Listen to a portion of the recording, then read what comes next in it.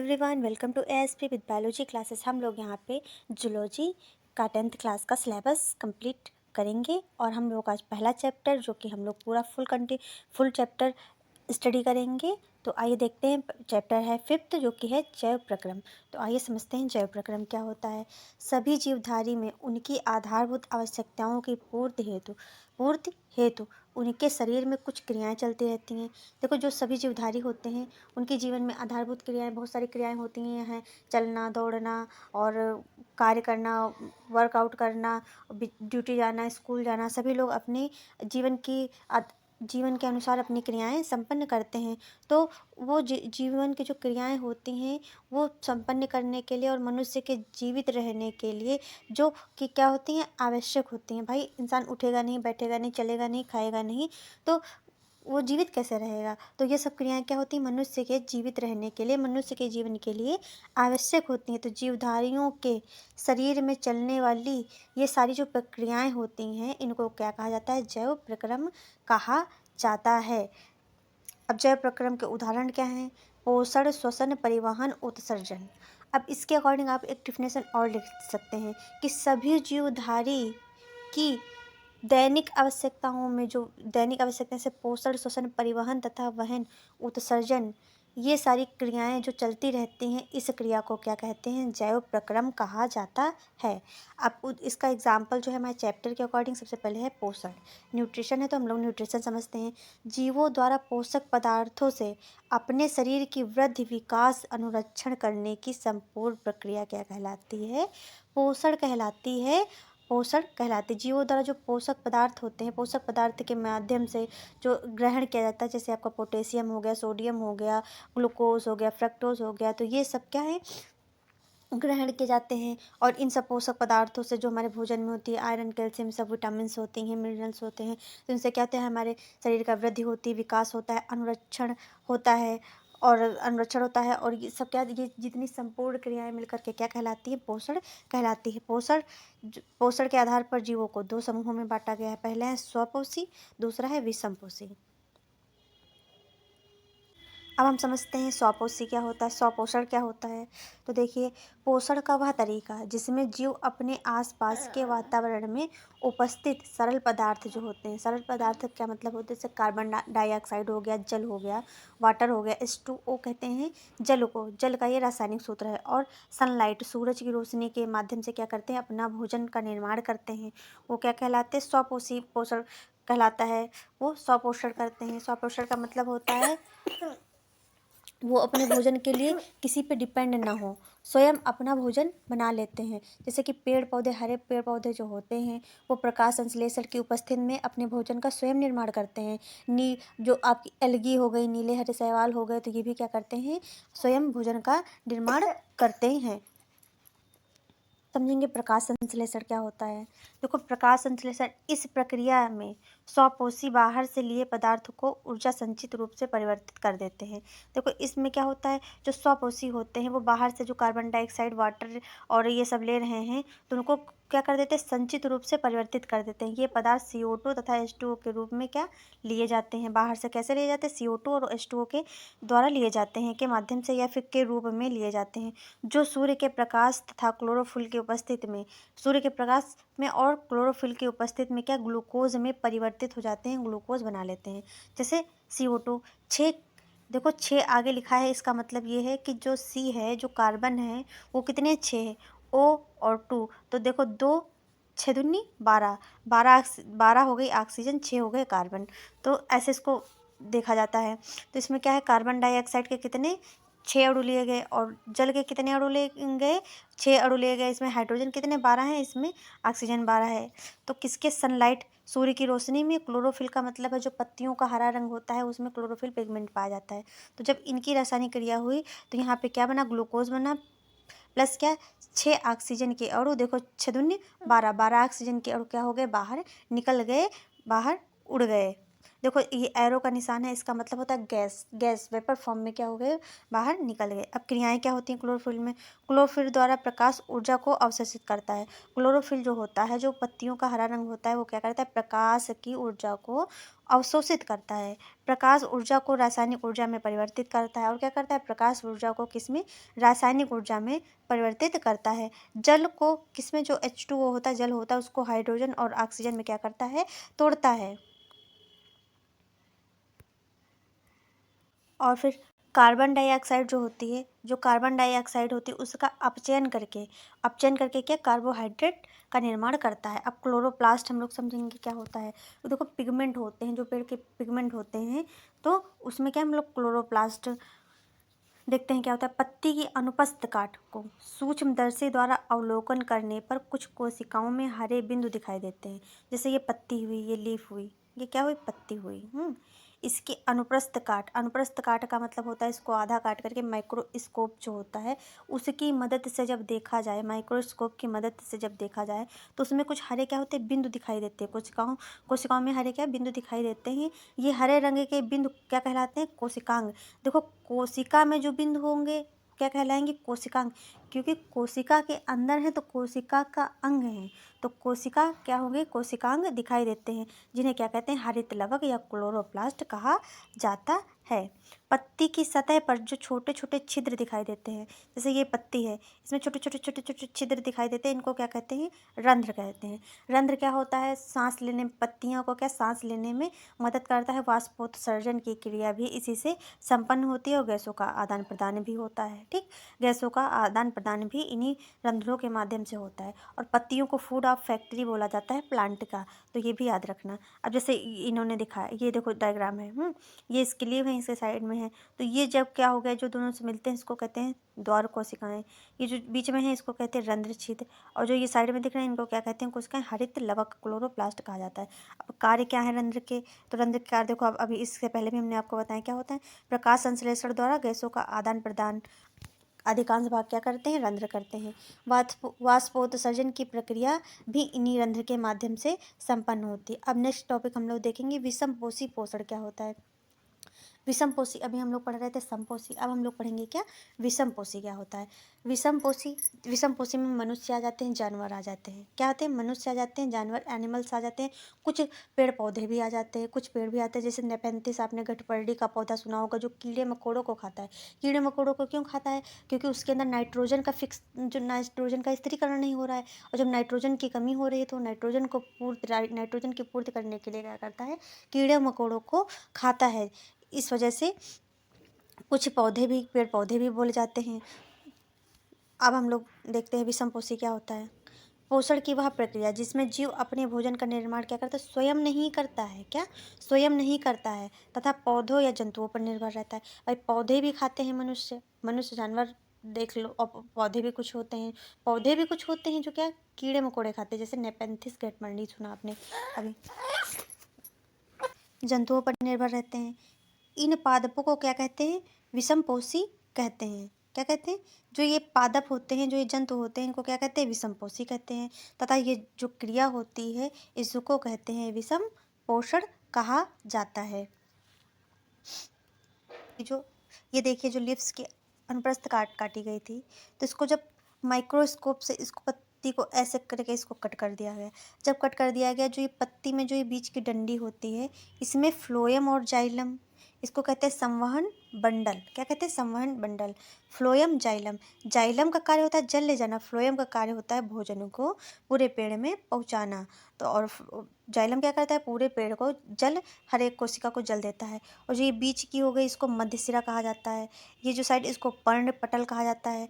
ये पत्तियां ऐसी होती, इनके ऐसे साइड में ऐसे से निकले होते हैं, इनको क्या कहा जाता है, सिरा कहा जाता है। ये क्या हो गई, मोटी क्यूटिकल हो गई। रुको, फिर इसको जब अनुप्रस्थ काटी गई तो इसकी संरचना कुछ ऐसी दिखी, इसको क्या कहेंगे, मोटी क्यूटिकल, मोमी क्यूटिकल बोला जाएगा। और जो इसके साइड की परत होगी ऊपरी बाह्य त्वचा, जैसे हम लोगों की स्किन होती है सबसे ऊपरी बाह्य त्वचा, तो इसकी कोशिका की क्या हो गई, ऊपरी बाह्य त्वचा हो गई। ये जो छोटे छोटे ग्रीन कलर के दिख रहे हैं ये हरित लवक हो गए, क्लोरोप्लास्ट हो गए। और जो इनकी बीच में जो रिक्त स्थान दिख रहा है इनको वायु कोष कहेंगे। और ये बाहर निकलने के जहाँ रास्ता है यहाँ पे देखो दो पहरेदार समझ लो लगे हुए हैं, तो इनको कहेंगे द्वार कोशिकाएं लगी हुई हैं। और ये क्या है, निचली बाह्य त्वचा है, निचली बाह्य त्वचा है। ये देखो वाष्पोत्सर्जन की क्रिया इस पेड़ में दिखाई गई। ये देखो पेड़ है, ये पेड़ के नीचे रूट हैं, जड़ें हैं। ये क्या है, पेड़ की जड़ें हैं। इनसे क्या हुआ, ये कोशिकाओं की तरीके होती हैं। जैसे आपने देखा होगा हम लोग दिया जलाते हैं, दीपावली में सब लोगों ने दीपक जलाए होंगे। तो उनमें जब रुई की जो ये बाती बनाई जाती है, रुई की जो ये बाती बनाई जाती है, क्या करते हैं, तेल को ऊपर खींच के ले जाती है। तो वैसे ही जो ये पेड़ों की जड़ें होती हैं, ये पानी जो मिट्टी में जो पानी होता है, जो सतह पर जो पानी होता है, इनको खींच कर क्या करती हैं, पेड़ के पूरे भागों तक एक एक कोशिकाओं तक पहुँच जाती हैं। फिर जो ये पत्तियाँ होती हैं, जो लीव्स होती हैं, इनमें जो रंध्र होते हैं, उनकी सहायता से क्या होता है, जल वाष्पोत्सर्जन की क्रिया होती है। अब हम लोग अपने फिर से टॉपिक पे आते हैं। हम लोग यहाँ पे विषम पोषण समझ लिए थे क्या होता है। देखो विषम पोषण क्या होता है, जो जो जीव जंतु और पेड़ पौधे अपना भोजन स्वयं न बना करके जीव जंतु और पेड़ पौधों पर निर्भर रहते हैं। जीव जंतु और पेड़ पौधों पर निर्भर रहते हैं, तो ऐसे जो जंतु या पेड़ पौधे या जीव जो होते हैं उनको कहते हैं विषम पोषी, और इस प्रकार के पोषण को कहते हैं विषम पोषण कहा जाता है। इस प्रकार के पोषण को क्या कहा जाता है, तो विषम पोषण कहा जाता है। अब ये विषम पोषण के भी कितने, 3 भाग होते हैं। कितने, 3 भाग होते हैं। पहला होता है प्राणी सम पोषण, दूसरा है मृतजीवी पोषण, तीसरा है परजीवी पोषण। अब प्राणी संपोषण क्या होता है, इसमें जीव संपूर्ण भोज्य पदार्थों को अंतर्ग्रहण करते हैं तथा पाचन शरीर के अंदर होता है। जो प्राणी संपोषण होता है इसमें क्या होता है, पाचन शरीर के अंदर होता है। जैसे कि मनुष्य ही ले लो, हम लोग पूरा का पूरा दाल चावल सब्जी रोटी कढ़ी चावल मोमोज पिज़्ज़ा बर्गर सब खाते हो, तो क्या वो पेट में जाता है, उसका पाचन पेट के अंदर होता है। उसी में क्या आता है, अमीबा भी आता है। अमीबा में भी पाचन कैसे, मनुष्य के जैसा होता है। अमृतजीवी पोषण क्या होता है, मृतजीवी पोषण में मृतजीवी अपना भोजन सड़े गले कार्बनिक पदार्थों से प्राप्त करते हैं। कैसे, सड़े गले कार्बनिक पदार्थों से प्राप्त करते हैं मृतजीवी अपना भोजन। उदाहरण के लिए फफूंदी कवक। और आप इसका सबसे अच्छा एग्जांपल आपने देखा होगा, जो मशरूम खाते हैं वो, जिनको गांव में बोलते हैं धरती के फूल।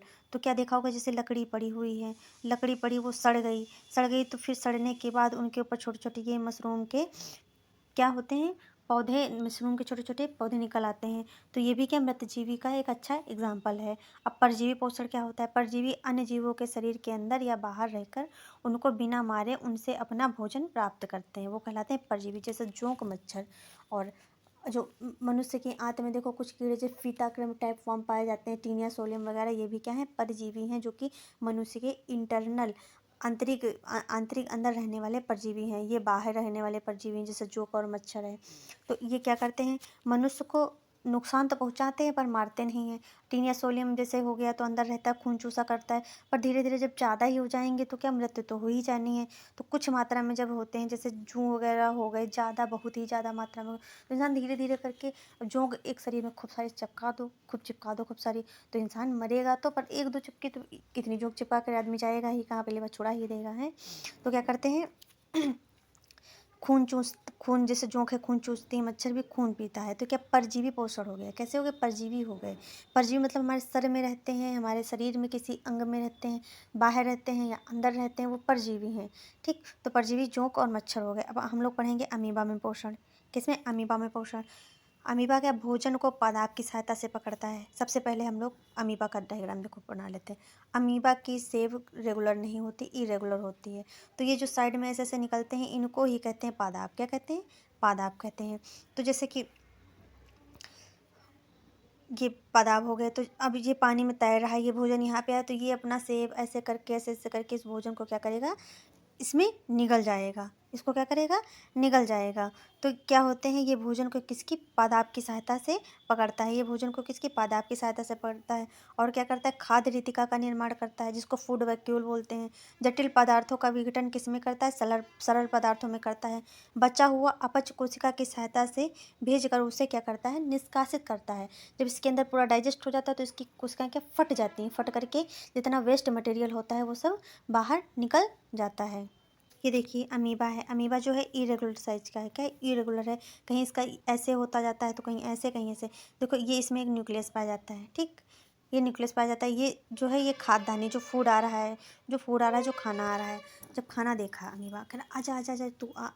तो अमीबा ने कैसा किया, अपना आकार जो है माउथ के तरीके बना लिया। केंद्रक हमेशा बीच में ही रहता। अभी आया, फिर इसने क्या किया, अपने पादाप जो होते हैं, पादाप को फ्लैजेला, स्यूडोपोडिया भी कहते हैं। क्या कहते हैं, स्यूडोपोडिया कहा जाता है। इनके पादाप को क्या कहा था, स्यूडोपोडिया कहा जाता है। इसको ऐसे ऐसे करके इसको कैप्चर कर लिया। जब कैप्चर करके धीरे धीरे इसको गोल करके इसको अंदर कर लिया, खाद्य रेतिका को फूड वैक्यूल में कर लिया, खाद्य कण को जब कर लिया उसके बाद इसको क्या किया, डाइजेस्ट जब अंदर हो गया तो इसकी फूड वैक्यूल क्या फट जाएगी, और जितना जितना उसको खाना होगा वो खा लेगा। उसके बाद जो वेस्ट मटेरियल जैसे होता है, हम लोग भी निकालते हैं, तो ये क्या करता है, वेस्ट मटेरियल को, उसकी वैक्यूल फट जाती है, उसकी सेल्स फट जाती है, उसके बाद वो बाहर निकल जाता है। अब हम समझेंगे मनुष्य में पोषण कैसे होता है। तो मनुष्य है, सबसे पहले क्या करेगा, मुख, जो उसका मुंह है उससे क्या करेगा, भोजन को ग्रहण करेगा। फिर दांत से चबाना चालू करेगा, बच्चू तो करेगा ना। मनुष्य ने रोटी खाई, दाल खाई, सब्जी खाई, कुछ भी खाई, उसके बाद उसको दांतों से क्या किया, चबाया। फिर जीभ की सहायता से क्या, उसमें जीभ जब चली तो जीभ की सहायता से भोजन में लार मिक्स हुई। आप सूखी रोटी भी खाओगे तो क्या वो लसलसी हो जाती है, गीली हो जाती है। जब तक गीली नहीं होगी तब तक निगलोगे कैसे। अब सूखा खाना तो कोई लकड़ी तो चबा नहीं जाओगे, लकड़ी भी चबाओगे तो वो भी मुंह में जा कर के क्या हो जाएगी, वो उसमें नमी हो जाएगी। तो लार जब तक नहीं होगी खाने में, लार्ज स्टार्च नहीं मिलेगा तब तक वो निगलने में सुगमता नहीं होगी। और जो डाइजेशन होता है, जो पाचन होता है, मुख से ही चालू हो जाता है पहली बात तो। फिर लार ग्रंथि क्या करती हैं, लार का स्त्रावण करती हैं।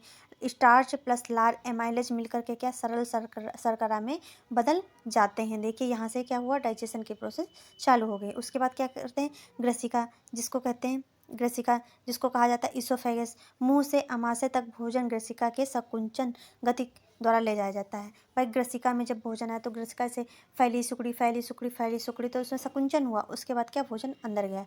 फिर जब अमाशय में गया तो यह शरीर की सबसे बड़ी ग्रंथि होती है। उसके बाद क्या होता है, भोजन जाने पर क्या होता है, फैल जाता है। क्या होता है, भोजन जाने पर क्या होता है, ये फैलती रहती है। भैया दाल चावल सब्जी रोटी खा रहे हो, पानी खा रहे हो, तो कहाँ जा रहा है, अमाशय में ही तो जा रहा है। उसके बाद जठर ग्रंथियाँ जो होती हैं, पेप्सिन, पेप्सिन का स्त्रावण करती हैं, एचसीएल का स्त्रावण करती है, श्लेष्मा का स्त्रावण करती हैं। जठर ग्रंथियाँ तीन जो होते हैं एंजाइम का, तीन रसों का स्त्रावण करती हैं। तो पेप्सिन क्या होता है, ये पाचक एंजाइम है। पेप्सिन क्या है, पाचक एंजाइम है जो प्रोटीन का, पेप्सिन प्रोटीन, पेप्सिन प्रोटीन, तो पेप्सिन क्या करता है, प्रोटीन का पाचन करता है। एचसीएल क्या करता है, जो खाना होता है, जो भोजन है, उसका माध्यम कैसा बनाता है, अम्लीय बना देता है। अम्लीय बनाने का मतलब ये होता है, जो प्रोटीन होता है, जो पेप्सिन होता है, उसकी सहायता हो जाती है, उसको मदद मिल जाती है। अब श्लेष्मा क्या करता है, अमाशय, जो अमाशय की अम्लों से रक्षा करता है। देखो पेप्सिन ने जब प्रोटीन का पाचन चालू किया तो एचसीएल ने क्या, खाने को अम्लीय बनाया। क्या किया, खाने को अम्लीय बनाया। जब खाने को अम्लीय बनाया तो क्या भैया, जब अम्लीय बनाया, एसिड जानते हो आप लोग, एसिड से क्या होता है भाई, स्किन जल जाती है। तो श्लेष्मा ने कहा तुम पाचन करो, पाचन करो, हम सुरक्षा प्रदान कर रहे हैं। तो श्लेष्मा ने क्या किया, चारों तरफ से परत बिछा दी, जिससे क्या हुआ, देखो इसको इसने सहायता दी और श्लेष्मा ने एचसीएल को सहायता दी।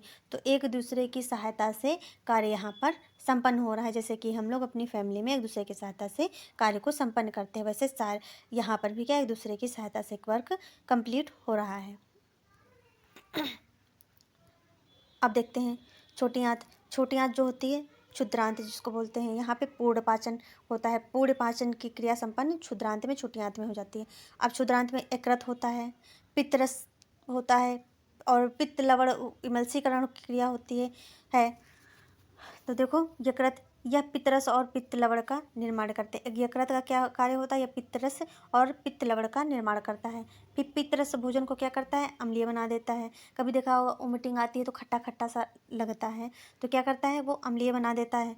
और पित्त लवण क्या करते हैं, इमल्सीकरण। इमल्सीकरण का मतलब बड़ी बड़ी जो कोशिकाएं आई, ऐसे ऐसे कोशिकाएं, तो इनको क्या किया, छोटे छोटे छोटे छोटे टुकड़ों में तोड़ दिया, जिससे डाइजेशन में आसानी हो जाए। अब पित्ताशय में पित्त का भंडारण होता है। पित्ताशय में क्या होता है? पित्त का भंडारण होता है। अग्न्याशय में अग्नाशयिक रस रहता है। अब अग्नाशय रस में प्रोटीन, वसा। प्रोटीन क्या करती है? ट्रिप्सिन की प्रेजेंट में, ट्रिप्सिन की प्रेजेंट में क्या प्रोटीन को पेप्टोज में बदल देते हैं। वसा जो होती हैं, जो फैटी एसिड होते हैं, उनको लाइपेज की, जो वसा होती है उनको लाइपेज की उपस्थिति में क्या फैटी एसिड में चेंज कर दिया जाता है। अब दीर्घ रोम समझते हैं क्या होते हैं। दीर्घ रोम क्या होते हैं, तो आइए आपको समझाते हैं। जैसे कि ये छोटी आंत हुई, रुको 2 मिनट समझाते हैं आपको।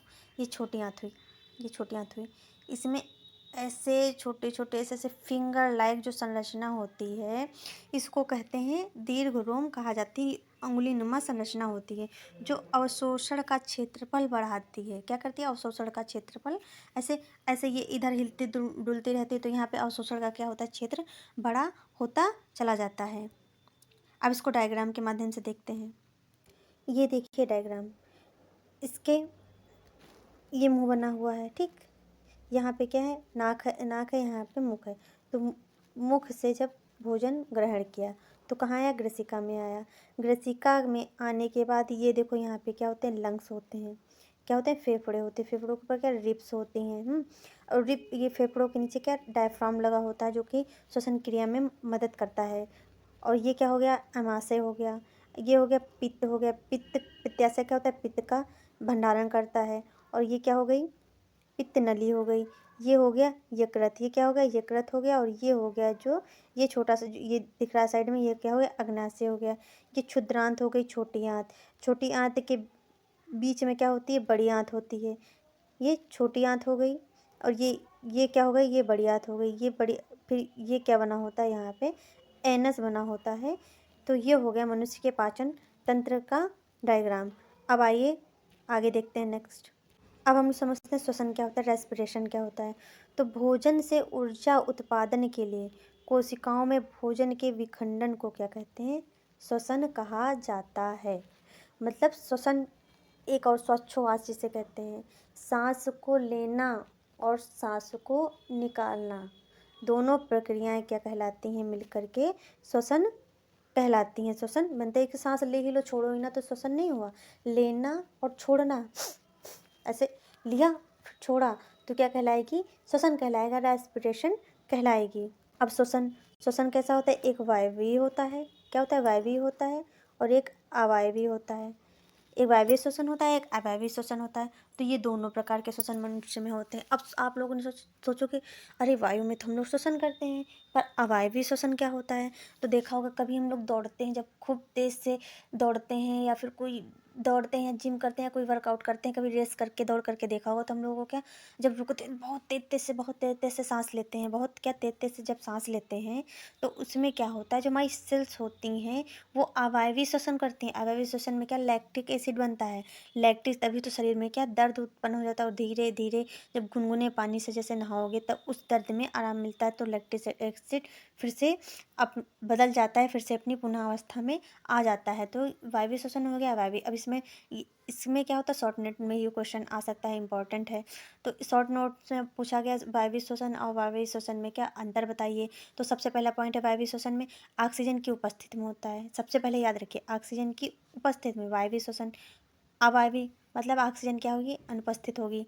ग्लूकोज का पूर्ण अपचयन होता है, CO2 H2, और ऊर्जा का क्या होता है? निर्माण होता है। इसमें क्या होता है? ग्लूकोज का पूर्ण उपचयन। इसमें अपचयन होगा, इसमें क्या होगा? उपचयन नहीं होता है। इसमें उपचयन नहीं होता है, इसमें अपचयन नहीं होता है। कार्बन डाइऑक्साइड, एथेनॉल, लैक्टिक अम्ल और ऊर्जा का निर्माण होता है। यहाँ पे उपचयन नहीं अपचयन ही था। तो ग्लूकोज का अपचयन नहीं होता है। अपचयन क्या होगा? नहीं होगा। कार्बन डाइऑक्साइड, एथेनॉल, लैक्टिक अम्ल, कार्बन डाइऑक्साइड बनेगी, एथेनॉल बनेगा, लैक्टिक अम्ल और ऊर्जा का निर्माण होगा। अब ऊर्जा, इसमें क्या होता है? यह कोशिका द्रव व माइटोकॉन्ड्रिया में होता है। वायवीय श्वसन क्या होता है? कोशिका द्रव में होता है, माइटोकॉन्ड्रिया में होता है। यह केवल कोशिका द्रव में होता है, या माइटोकॉन्ड्रिया में नहीं होता है, सिर्फ कोशिका द्रव में होता है। इसमें अधिक ऊर्जा उत्पन्न होती है। इसमें क्या होती है? अधिक ऊर्जा उत्पन्न होती है। इसमें कम ऊर्जा उत्पन्न होती है। यह मनुष्यों में होता है। इसमें क्या होता है? यह ईस्टों में होता है। ईस्ट सिर्फ दौड़ने के टाइम में मनुष्यों में होती है यह क्रिया। अब देखते हैं ग्लूकोज का विखंडन कैसे होता है। तो ग्लूकोज का फॉर्मूला होता है C6H12O6, ठीक। तो जब कोशिका द्रव की प्रेजेंट में जब होगा तो क्या पाइरूवेट बनेगा। पाइरूवेट का फॉर्मूला क्या होता है? CH3COCOOH। तो इसको 3 प्रकार से देखते हैं। जब ऑक्सीजन की अनुपस्थित होगी तो ईस्ट में, ऑक्सीजन की अनुपस्थिति में ईस्ट में क्या होगा? इथेनॉल बनेगा और CO2 और ऊर्जा बनेगी। और ऑक्सीजन की अनुपस्थिति में पेशी कोशिकाओं में, जैसे कि मनुष्य जब दौड़ता है तब उनकी कोशिकाओं में क्या बनता है? लैक्टिक अम्ल और ऊर्जा बनती है। माइटोकॉन्ड्रिया में ऑक्सीजन की उपस्थिति में तो कार्बन डाइऑक्साइड बनेगी, पानी बनेगा और ऊर्जा का निर्माण होगा। अब मानव श्वसन तंत्र समझते हैं। तो ऑक्सीजन युक्त वायु नाक के माध्यम से शरीर में ले जाते हैं, नाक और मुंह के माध्यम से, दोनों ले जाते हैं। मुख भी लिख लेना चाहे तो भाई, मुख लिख लोगे तो ये तो है नहीं कि नाक से ही लेते हैं, नाक बंद हो गई तो मुंह से लेते हैं, नाक मुंह दोनों से लेते हैं सांस। तो सांस लेने के 2 रास्ते हैं, नाक भी है मुख भी है, ठीक। नाक से ज़्यादा लेते हैं, मुंह से कम लेते हैं, पर जाती तो सांस दोनों जगह से है ना। तो नाक में मौजूद बारीक बाल जो होते हैं, जो छोटे छोटे बाल होते हैं, इसमें क्या होती है? गंदगी फंस जाती है। भाई सांस लिए तो धूल धुआं मिट्टी सबके कण हुए तो क्या हो गए? बालों में फंस जाते हैं।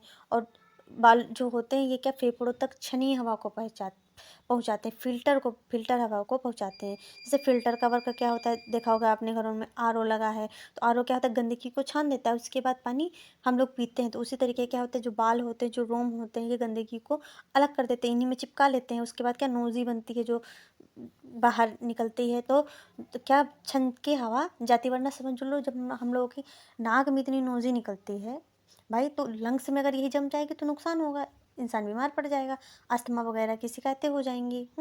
तो और सभी व्यक्तियों में हो जाएंगी। ऐसे तो अस्थमा वगैरह कम ही व्यक्तियों में होता है, ऐसे अधिक ही व्यक्तियों में, सभी में जब गंदगी अंदर जा रही है, लंग्स सारे सील हो जाएंगे, जाम हो जाएंगे। भाई धीरे धीरे गंदगी जा रही है, जितनी भी लंग्स की पाइपें हैं, एल्वोली है, ये सब क्या होंगी? ये फिमरी है, ये सब जाम हो जाएंगी, ब्लॉकेज हो जाएगा, तो इंसान फिर ख़त्म हो जाएगा जब रेस्पिरेशन नहीं होगा तब। दूसरा क्या है? फेफड़ों में वायु मार्ग छोटी और छोटी नलिकाओं में विभाजित होते हैं। फेफड़ों के बाद क्या? मार्ग क्या होते हैं? छोटी छोटी नलिकाओं में विभाजित होते हैं और कोशिकाओं में उसके बाद क्या होता है? पहुंचती हैं। कोशिकाएं क्या होती हैं? क्या गुब्बारे जैसी संरचना होती है। ऐसे कैसे? ये गुब्बारे जैसी संरचना ऐसे लगी होती हैं। गुब्बारे जैसी संरचना होती है, गैसों का विनिमय करती हैं, आदान प्रदान करती हैं। कोशिका की दीवारें रक्त वाहिकाओं से जुड़ती हैं। कोशिका कहाँ से जुड़ती है? तो रक्त वाहिकाओं से जुड़ती हैं। अब श्वसन तंत्र क्या होता है पूरा समझ लेते हैं। ऑक्सीजन हीमोग्लोबिन में घुल जाती है और ऑक्सीजन की सभी कोशिकाओं तक क्या करता है? पहुंचा देता है। जब हीमोग्लोबिन में देखो, जब खून में रक्त में ऑक्सीजन घुल गई तो रक्त क्या होता है? पूरे शरीर में दौड़ता रहता है। तो जब पूरे शरीर में रक्त दौड़ता रहता है तो ऑक्सीजन उसमें घुली हुई है, तो ऑक्सीजन भी प्रत्येक सेल्स में जाएगी। जब देखा होगा किसी किसी को पैरालिसिस हो जाता है तो क्यों होता है? क्योंकि उसके शरीर में प्रॉपरली एक भाग में क्या? ऑक्सीजन ब्लड दोनों का क्या हुआ? संवहन बंद हो गया। जब संवहन बंद हो गया, ऑक्सीजन जा रही नहीं रही है सेल्स में, तो क्या होगी? वो कार्य करना बंद कर देती है। और साथ ही सभी कोशिकाओं में CO2 लेकर कोशिकाओं में क्या कर देती? छोड़ देती। जो कोशिकाएं होती CO2 भी बनाती, ऑक्सीजन देगी, CO2 लेगी, ऑक्सीजन देगी सबको, CO2 लेकर के कोशिकाओं को ले आएगी। उसके बाद हम लोग लंग्स के माध्यम से, डायफ्राम की सहायता से, लंग्स के माध्यम से, नाक के मुंह के द्वारा CO2 को बाहर निकाल देंगे। ये है मानव, ये मानव में श्वसन है। क्या? मानव में श्वसन है। मानव में, इसको जूम करते हैं,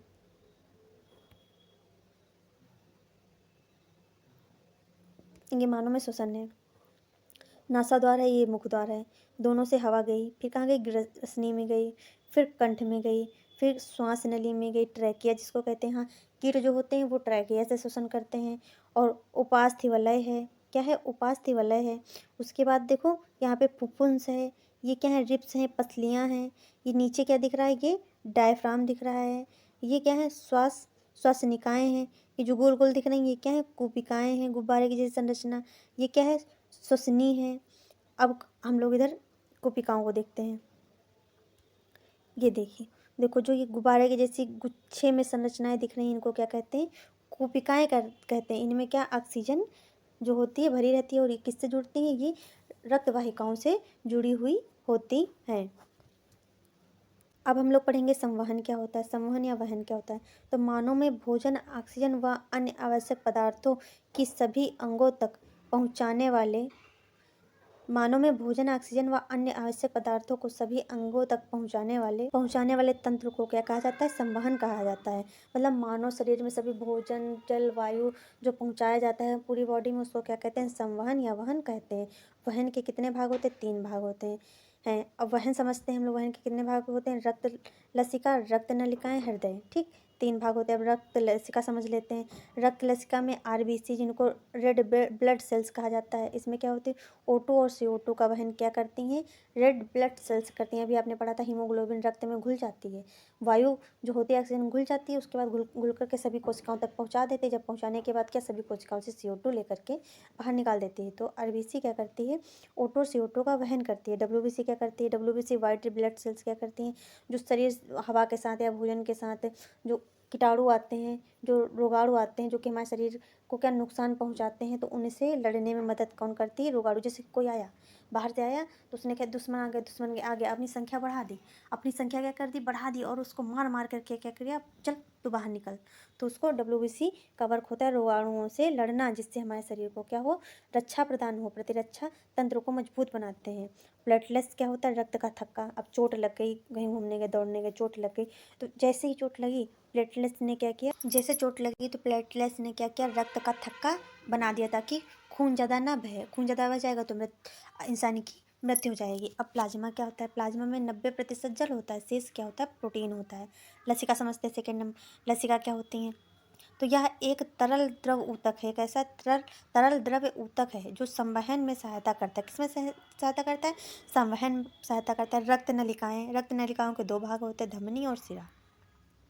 धमनी और सिरा, ये शॉर्ट नोट में अंतर बताने के लिए भी क्वेश्चन आ सकता है, इंपॉर्टेंट है। तो धमनी क्या करती है? O2 वाले रक्त को हृदय से शरीर के सभी अंगों तक लेकर जाती हैं। सभी अंगों तक ऑक्सीजन लेकर जाने का कार्य किसका होता है? धमनी का होता है। CO2 वाले रक्त को शरीर के सभी अंगों से हृदय तक लेकर कौन जाती हैं? सिराएं जाती हैं। धमनी की भित्ति कैसी होती? मोटी होती, लचीली होती। इसमें जो ब्लड का फ्लो होता है बहुत तेज होता है, इस वजह से इसकी धमनी जो होती, धमनी की भित्ति कैसी होती? मोटी होती और लचीली, ताकि जब रक्त बहे तो ये फटे ना। और सिरा क्या होता है? भित्ति कम मोटी होती है और कम लचीली होती है। ऊतकों के नीचे स्थित होती है। क्या होती है? ऊतकों के नीचे स्थित होती है, ये सतह पर स्थित होती हैं सिराएं। और धमनी में वाल्व नहीं पाई जाती, सिरा में क्या वाल्व होती है। अब हम लोग समझेंगे हृदय। हृदय का डायग्राम भी कभी कभी शॉर्ट में पूछने को आ जाता है, तो हम लोग की एक शॉर्ट वीडियो में हम लोग एकदम इजी वे में हृदय का डायग्राम, हार्ट का डायग्राम बनाना समझेंगे, और बहुत ही अच्छे तरीके से समझेंगे। तो सबसे पहले हम लोग हार्ट समझ लेते हैं, उसके बाद डायग्राम जो है हम लोग का NCERT उसे समझ लेते हैं। फिर हम लोग की एक शॉर्ट वीडियो आएगी जिसमें हम लोग ईजी तरीके से एग्जाम टाइम में हार्ट कैसे बनाएं ये समझेंगे। तो आइए देखते हैं हृदय। हृदय या दिल एक पेशी अंग होता है। कैसा होता है? एक पेशी अंग होता है, और ये कैसे? मुट्ठी के आकार का होता है। कैसा होता है? मुट्ठी के आकार का होता है। ये कैसा होता है? मुट्ठी के आकार। ऐसा दिल नहीं होता है, ये ऐसा होता है भाई, ऐसा करके ये ऐसे बना होता है, इसमें वाल वगैरह लगी होती हैं, तो मुट्ठी के आकार का होता है दिल। और इसमें क्या होते हैं? 2 भाग होते हैं, 4 कक्ष होते हैं। 2 भाग होते हैं, 4 कक्ष होते हैं। ऊपर वाले जो होते हैं आलिंद होते हैं, नीचे वाले क्या होते हैं? निलय होते हैं। अब हृदय के कार्य समझेंगे। ऑक्सीजन रहित रक्त ऑक्सीजन रहित रक्त शरीर से लेकर पहले दाएं अलिंद में जाती है। कहाँ जाती है? दाएं अलिंद में ऊपर जाता है, और फिर क्या करते हैं? हृदय से दाएं अलिंद, पहले दाएं अलिंद में जाएगा, फिर दाएं निलय में जाएगा, इतना याद रखना। और फिर क्या होता है? फेफड़ों से पंप कर देता है। फिर क्या करता है? फेफड़ों में पंप कर देता है।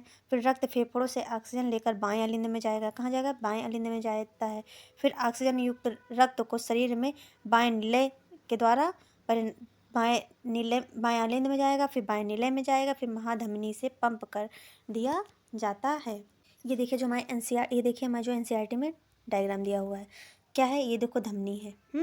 ये धमनी है। ये क्या है? इसके 2 भाग बटे हुए हैं, और इसमें क्या है? देखो 4 चैम्बर हैं, 4 कक्ष हैं। क्या है? 4 कक्ष हैं। ये बायां निलय है, ये क्या है? बायां निलय है। ये दायां निलय है, और ये बायां अलिंद है, और ये दायां अलिंद है। ठीक, और इसमें देखो ये क्या है? महाधमनी है। ये क्या है? महाधमनी है। और ये इधर है फुफ्फुस धमनी। इधर क्या है? फुफ्फुस धमनियाँ हैं। ये है फुफ्फुस सिराएं। ये क्या है? फुफ्फुस सिराएं हैं। और ये जो बीच का भाग इसको देख रहा है, शरीर के ऊपरी भाग से क्या है? महाशिरा है। और शरीर के निचले भाग से ये महाशिरा, ये ऊपरी भाग से महाशिरा है, ये निचली भाग से महाशिरा है। और ये क्या है? ये विभाजिका है, जो क्या करती है? 2 भागों में बांटती है। पहले क्या होगा? जो होगा ब्लड वो आएगा दाएं अलिंद में। दाएं से क्या होगा? दाएं से क्या होगा? दाएं निलय में जाएगा। दाएं निलय से जाने के बाद फिर बाएं अलिंद में जाएगा। बाएं अलिंद में जाने के बाद बाएं निलय में जाकर के क्या करेगा? महाधमनी में जाता है रक्त। अब हम लोग पढ़ेंगे पादपों में वहन या संवहन कैसे होता है। मनुष्य में देख लिया, अब हम लोग पढ़ेंगे पादपों में। तो पादपों में वहन और संवहन जाइलम व फ्लोएम के माध्यम से होता है। जाइलम यानी कि जल, फ्लोएम यानी कि फूड। तो जाइलम यह मिट्टी से प्राप्त जल और खनिज का परिवहन करता है। यह जल को पौधे के सभी भाग तक पहुंचाने का कार्य कौन करता है? जाइलम करता है। और जो फ्लोएम होता है, यह प्रकाश संश्लेषण की क्रिया द्वारा जो भोजन का निर्माण हुआ वह पौधे के विभिन्न भागों तक पहुंचाने का कार्य फ्लोएम का होता है। फ्लोएम का होता है। अब हम लोग देखते हैं ट्री के माध्यम से समझते हैं। पेड़ को हम लोग इसी से समझ लेते हैं। इसमें समझाया तो वाष्पोत्सर्जन गया है, पर हम लोग इसको समझ लेते हैं। जैसे कि ये देखो, ये पेड़ है, ये जाइलम जो है जल लेकर के गया, सारे भागों तक पहुंचा दिया। और ये पत्तियों से फिर जब भोजन बन गया, पत्तियों में जब भोजन बन गया तो फ्लोएम ने क्या किया, पूरे सारे भागों से लेकर के जड़ों तक भोजन को क्या कर दिया, पहुंचा दिया। तो इसके जो संवहन बंडल होते हैं वो जाइलम और फ्लोएम होते हैं, पेड़ों के संवहन बंडल, पेड़ पौधे के संवहन बंडल। नेक्स्ट इसका जो टॉपिक है वो हम उत्सर्जन समझेंगे। उत्सर्जन क्या होता है? भैया जब खा पी लिया गया, हजम भी कर लिया गया, तो निकालना तो है कि खा पी करके अंदर भरे रहोगे। तो उत्सर्जन क्या होता है समझते हैं। शरीर में रासायनिक क्रिया के दौरान कई हानिकारक नाइट्रोजन युक्त पदार्थ का निर्माण होता है। सब तो फायदेमंद होंगे नहीं, कुछ नुकसानदायक भी तो होंगे। अब जैसे अनार का जूस पीते हो, तो अनार का जूस तो पी लिया, पर उसका छिलके, उसके गुट्ठू जो निकले वो भी तो वेस्ट मटेरियल तरीके हटा करके बाहर छान के दिया जाता है, तभी अनार का जूस। तो वैसे जब खाना खाया गया तो उसमें नाइट्रोजन युक्त पदार्थ हो जो कि हानिकारक हो, यूरिया बनी, तो इन पदार्थों को क्या हुआ, बाहर निकालने की प्रक्रिया क्या कहलाती है? उत्सर्जन कहलाती है। अब मानव में उत्सर्जन तंत्र कैसे होता है? इसमें दो वृक्क होते हैं। क्या होते हैं? दो किडनियाँ होती हैं जो सेम के आकार की होती हैं। मूत्रवाहिनी होती है, मूत्राशय होता है, और क्या होता है? मूत्र मार्ग होता है, जिनके थ्रू क्या होता है? उत्सर्जन होता है। अब किडनी का वर्क क्या होता है? यह रक्त को छानता है तथा उसमें अपशिष्ट पदार्थों को अलग करता है। अब क्वेश्चन आ जाए, रक्त को शुद्ध कौन करता है? तो वृक्क करते हैं, किडनी करते हैं। तो यह क्या करता है? यह रक्त को छानता है तथा उसमें अपशिष्ट पदार्थ, जितनी गंदगी मिली होती है उसको क्या करते हैं? अलग करता है। तुहट तुहट तुहट, छान दिया सबको। मूत्रवाहिनियों का वर्क क्या होता है? तो यह वृक्क से मूत्र को मूत्राशय तक, मूत्रवाहिनी क्या करें? वृक्क से मूत्र को लाई और मूत्राशय तक पहुंचा दिया। मूत्राशय यह एक मूत्र का संग्रहण होता है। मूत्र को क्या करता है? संग्रह करता है, और फिर जब इकट्ठा हो जाता है उसको मूत्र मार्ग से क्या करता है? निष्कासित कर देता है, निकाल देता है। अब मूत्राशय संग्रहण न करे तो जो बूंद बूंद मूत्र आए तो क्या वो बूंद बूंद ऐसे गिरता रहेगा? ऐसा तो नहीं है। जब वो एकत्रित हो जाएगा, थोड़ा क्वांटिटी में हो जाएगा, और फिर जब वो संग्रह कर लेगा, जितनी उसकी इकट्ठा करने की होगी क्षमता, उतना वो इकट्ठा कर लेगा। उसके बाद क्या होगा? उसका मूत्र मार्ग से उसका निष्कासन हो जाएगा। वृक्क किडनी में क्या होते हैं? विक्राण होते हैं, नेफ्रॉन होते हैं, जो रक्त से क्या करते हैं? अपशिष्ट को अलग करते हैं। किडनी में नेफ्रॉन पाई जाती है। नेफ्रॉन क्या करते हैं? ब्लड को शुद्ध करने का कार्य करते हैं। विक्राण नेफ्रॉन क्या होते हैं, किसे कहते हैं, इनको समझते हैं। किडनी की इकाइयाँ क्या होती हैं? नेफ्रॉन्स होती हैं। इनमें क्या होते हैं? कोशिका गुच्छा होते हैं या रक्त कोशिकाओं का गुच्छा होता है। नलिकाकार भाग शरीर के लिए उपयोगी पदार्थ जैसे ग्लूकोज, अमीनो अम्ल व जल को पुनः अवशोषित कौन करते हैं? तो नेफ्रॉन करते हैं। और संग्राहक जो होता है, संग्राहक वाहिनियाँ, इसमें क्या होता है? मूत्र का संग्रहण होता है। संग्राहक वाहिनी में क्या होता है? मूत्र का संग्रहण होता है। अब ये उत्सर्जन तंत्र है। क्या है ये? उत्सर्जन तंत्र है। इसमें वृक्क हैं। क्या है? वृक्क हैं। दो वृक्क हैं जो कि क्या हो गए? सेम के आकार के, राजमा के आकार के होते हैं। और ये क्या हो गया? ये हो गया बाई वक्र शिरा हो गई। ये क्या हो गई? महाधमनी हो गई। ये फिर हो गई बाई मूत्रवाहिनी हो गई। ये क्या हो गया? जो नीला कलर का दिख रहा है ये महाशिरा हो गई। महाशिरा हो गई। ये क्या हो गया? मूत्राशय हो गया। और ये क्या हो गया? मूत्र मार्ग हो गया, यूरेथ्रा हो गया। ये क्या है? मूत्र वाहिनियाँ हैं, जिनकी सहायता से देखो किडनी से रक्त साफ हुआ, और यहाँ पे क्या हुआ? जो आया, ये मूत्रवाहिनियों से आया, फिर क्या? मूत्राशय में आया, फिर मूत्र मार्ग में आया, फिर जो ओपनिंग होती है, यूरेथ्रा होती है, जो मूत्र मार्ग होता है, उससे क्या हुआ? निष्कासन हो गया यूरिन का, और यूरिन क्या हो गई? बाहर निकल गई। अब इसमें कुछ चैप्टर में कुछ टेस्ट दिए हुए हैं। क्या दिए हुए हैं? टेस्ट दिए हुए हैं, जो कि एक्सपेरिमेंट इसमें किए गए हैं, उनको आइए देख लेते हैं। श्वसन का देखो दिया गया है। क्या किया गया? नलिका ये ली गई, परख नली में चूने का पानी लिया गया, और क्या किया गया? पिचकारी, इसमें क्या लगी है? रबर नलिका, फिर चूने का पानी, इतनी चीज़ ली गई। तो चूने के पानी में निःश्वसन द्वारा क्या किया गया? वायु को प्रवाहित किया गया। चूने में पानी में पिचकारी या सिरिंज के द्वारा क्या की गई? प्रवाहित की जा रही है। अब एक परख नली में ताज़ा तैयार किया हुआ चूने का पानी लीजिए। फिर क्या कीजिए, इसे चूने के पानी में निःश्वास द्वारा निकली वायु प्रवाहित कीजिए। निश्वास द्वारा क्या वायु निकली हुई क्या प्रवाहित कीजिए। फिर चूने के पानी का क्या दूधिया होने में कितना समय लगता है ये नोट कीजिए। फिर एक सिरिंज या पिचकारी द्वारा परख नली में ताज़े चूने का पानी लेकर वायु को प्रवाहित कीजिए। फिर इस बार चूने के पानी को दूधिया होने में कितना समय लगा, दोनों को नोट करो। फिर निश्वसन द्वारा निकली वायु में कार्बन डाइऑक्साइड की मात्रा के बारे में हमें यह क्या करेगा, दर्शाएगा, जो इसमें अंतर निकलेगा। किसी फल या रस या चीनी को घोल में लेकर उसमें क्या ईस्ट डालिए। एक छिद्र वाली कार्क लगी परख नली में क्या मिश्रण को ले जाइए। कार्क में मुड़ी हुई कांच की जो नली लगाइए, कांच की नली में क्या स्वतंत्र सिरे को ताज़ा तैयार जो चूने का पानी हो परख नली में ले जाइए। फिर चूने के पानी में होने वाले परिवर्तन को तथा इस परिवर्तन में लगने वाले समय को क्या अवलोकन को नोट कीजिए। और यह किण्वन का उत्पादन के बारे में क्या करेगा, दर्शाएगा। यह किण्वन का दिया हुआ है टेस्ट, और यह किसका, श्वसन का दिया हुआ है टेस्ट की कितनी मात्रा कार्बन डाइऑक्साइड में होगी। अब एक दिया हुआ रक्तदाब क्या होता है, तो रुधिर वाहिकाओं की भित्ति के विरुद्ध जो दाब लगता है उसे रक्तदाब कहते हैं। यह दाब शिराओं की अपेक्षा धमनियों में बहुत अधिक लगता है। शिरा में कम लगता है, धमनी में अधिक लगता है। धमनी के अंदर रुधिर का दाब निलय प्रकुंचन संकुचन के दौरान दाब तथा निलय अनुशीतलन शीतलन के दौरान धमनी के अंदर का दाब अनुशीतलन दाब कहलाता है। सामान्य प्रकुंचन दाब कितना होता है, 120 mm होता है, तथा अनुशीतलन दाब कितना होता है, 80 mm होता है। तो इसीलिए कहेंगे ब्लड प्रेशर जब 80 से 120 होता है तो क्या होता है, बीपी एकदम मस्त होता है, इंसान एकदम ज़बरदस्त होता है। ठीक, तो रक्तदाब किया गया, तो क्या किया गया, जो मनुष्य का बीपी नापने के लिए क्या किया गया, रक्तदाब 120 80 120 प्रकुंचन हुआ है, 80 क्या हुआ, अनुशीतलन मात्रा मानी गई। क्या की गई, लिया गया बीपी मापने वाला लिया गया, तो क्या किया गया, उसमें हवा पुश की गई। हवा इंसान के हाथ में, मानव के मनुष्य के हाथ में क्या किया गया, एक रबड़ की या फिर बांध दी गई। बांध देने के बाद उसमें पाइप से हवा क्या की गई, पुश करके भरा गया। उसके बाद जब भरा गया तो पारा क्या 120 के ऊपर जब क्या धीरे धीरे गिरा, ये जो धमनी है वो बंद हो गई। क्या हो गई, धमनी क्या हो गई, बंद हो गई उसके प्रेशर से, उसमें दाब उत्पन्न हुआ। फिर क्या हुआ जब धीरे धीरे धीरे धीरे करके नीचे आया, गिरा, छोड़ा, तो स्टेथोस्कोप में क्या ध्वनि सुनाई देती है। क्या हो गई, ध्वनि सुनाई देगी। और जब बीपी मापते हैं तो हमेशा मुट्ठी बंद रहती है, हाथ सीधा रहता है, उसमें लपेटा हुआ होता है। फिर कप में क्या दाब से नीचे जब 80 आया तो क्या ध्वनि नहीं आती, 80 के नीचे ध्वनि नहीं सुनाई देगी, 120 से क्या होगी, ध्वनि सुनाई देगी। तो यह स्वस्थ व्यक्ति। अब हम लोग समझते हैं कृत्रिम वृक्क क्या होते हैं, जिनको अपोहन भी कहा जाता है। देखा होगा कहीं हॉस्पिटल के सामने गए तो लिखा होगा यहाँ पे हमारे वहाँ डायलिसिस की सुविधा उपलब्ध है, देखा होगा, पढ़ा होगा, तो समझते हैं। देखो, उत्तरजीविता के लिए वृक्क जैव अंग है।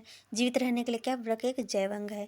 कई कारण जैसे संक्रमण हो गया, कोई चीज़ इन्फेक्शन हो गया, जैसे ड्रिंक करने से या ऐसे भी कोई इन्फेक्शन हो गया, तो या आघात चोट लग गई किडनी में, या फिर रुधिर प्रवाह नहीं हो रहा है सही से, या वह क्रियाशीलता कम हो गई है, उम्र के साथ क्रियाशीलता कम हो जाती है। आज तो ये समस्या किसी भी उम्र में देखने को मिल सकती है, जरूरी नहीं कि उसके लिए बुढ़ापा ही आए। तो यह शरीर में क्या होता है, विषैले अपशिष्ट को संचित करता है। वे साफ तो कर नहीं पाएगा जब वर्क नहीं कर पा रहा है, तो क्या होता है, व्यक्ति की मृत्यु हो जाती है, हो सकती है ना भैया, साफ नहीं कर गंदगी भरी रहेगी तो व्यक्ति की क्या होगी, मृत्यु तो हो ही जाएगी। तो वृक्क के अक्रिय होने की अवस्था में क्या होता है, कृत्रिम वृक्क का उपयोग किया जाता है। जब वृक्क काम नहीं करते, किडनी वर्क नहीं करती है, तो क्या कृत्रिम वृक्क जो होते हैं मनुष्यों द्वारा जो बनाए गए, डॉक्टरों द्वारा जो बनाए गए हैं, उनका उपयोग किया जाता है। एक कृत्रिम वृक्क नाइट्रोजनी अपशिष्ट उत्पादों को रुधिर से अपोहन डायलिसिस द्वारा क्या निकालने की एक युक्ति होती है। जो नाइट्रोजन युक्त पदार्थ होते हैं, जो गंदगी होती है, उनको बाहर निकालने की एक युक्ति क्या होती है, इसको क्या कहा जाता है, डायलिसिस या अपोहन कहा जाता है। कृत्रिम वृक्क बहुत सी अर्धपारगम्य अस्तर वाली नलिकाओं से युक्त होते हैं। बने किससे होते हैं, अर्धपारगम अस्तर वाली नलिकाओं से बने होते हैं। ये नलिकाएं अपोहन से भरी टंकी में लगी होती हैं। क्या होती है, अपोहन से भरी टंकी में लगी होती हैं। इस द्रव का परासरण दाब रुधिर जैसा ही होता है। इसका दाब कैसा होता है, रुधिर के दाब के जैसा होता है, लेकिन इसमें नाइट्रोजनी अपशिष्ट क्या होते हैं, नहीं होते हैं।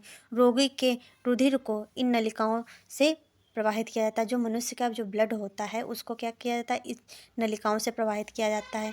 फिर ये किडनी में ना जा करके बाहर इसका ब्लड का क्या होता है, किया जाता है, ब्लड का क्या किया जाता है, अपोहन किया जाता है। इस मार्ग में रुधिर अपशिष्ट विसरण द्वारा अपोहन में क्या द्रव आ जाता है, शुद्धिकृत रुधिर वापस रोगी के शरीर में पुनः पुनः शोषण किया जाता है। जब साफ हो जाता है उसके बाद इधर से निकाला जाता है, इधर से शुद्ध होकर के देखो यहाँ से निकाला गया, और फिर देखो उपकरण के सिरा का किया गया, ठीक। धमनी से पंप का मार्ग यहाँ पर आया, ठीक। अपोहन के लिए ताज़ा विलयन यहाँ लिया गया, ठीक। जब यहाँ लिया गया तो क्या हुआ, फिर चयनित पारगम झिल्ली की बनी नलिका यहाँ पे लगी हुई, इसमें अपोहन विलयन मिला हुआ है। फिर यहाँ पे क्या है, शुद्ध रक्त, अपोहन के बाद का विलयन यूरिया तथा अतिरिक्त लवण इसमें आ गए, इसमें सब आ गए। उसके बाद शुद्ध रक्त यहाँ से वापस जा के मनुष्य के शरीर में फिर से चला जाता है। इधर से आता है गंदा रक्त और इधर से फिर जाता है गंदा रक्त, तो क्या हो साफ रक्त, साफ शुद्ध रक्त क्या होता है, इधर से जाता है तो वापस चला जाता है। यह वृक्क के कार्य के समान, ये जैसा वृक्क कार्य करता है वैसे इसका कार्य होता है, कृत्रिम वृक्क का अपोहन का होता है। लेकिन यह अंतर यह है कि इसमें कोई पुनः अवशोषण नहीं होता है। प्रायः एक स्वस्थ वयस्क में प्रतिदिन 180 लीटर आरंभिक निषेयन वृक्क में होता है। यद्यपि एक दिन में उत्सर्जित मूत्र का आयतन वास्तव में 1 या 2 लीटर होता है, क्योंकि शेष निस्यंदन वृक्क नलिकाओं में पुनर्शोषित हो जाता है। देखो जो ये होता है इसमें पुनः शोषित नहीं करता, भाई बोतल में भरा, हटा दिया गया, दोबारा तो उसमें शरीर में भर नहीं दिया जाता है यूरिन वगैरह। और तो इसमें हम लोग की जो जो मनुष्य में होती हैं, जो नलिकाएं होती हैं, उसमें क्या होता है 1 या 2 लीटर निकाल दिया गया, बाकी क्या होता है उसी में संचित होता है, उसी में एकत्रित होता रहता है। तो अगर आपको हमारी क्लास अच्छी लगी तो हमारे चैनल को लाइक एंड सब्सक्राइब करें, ज़्यादा से ज़्यादा शेयर करें। Thanks for watching.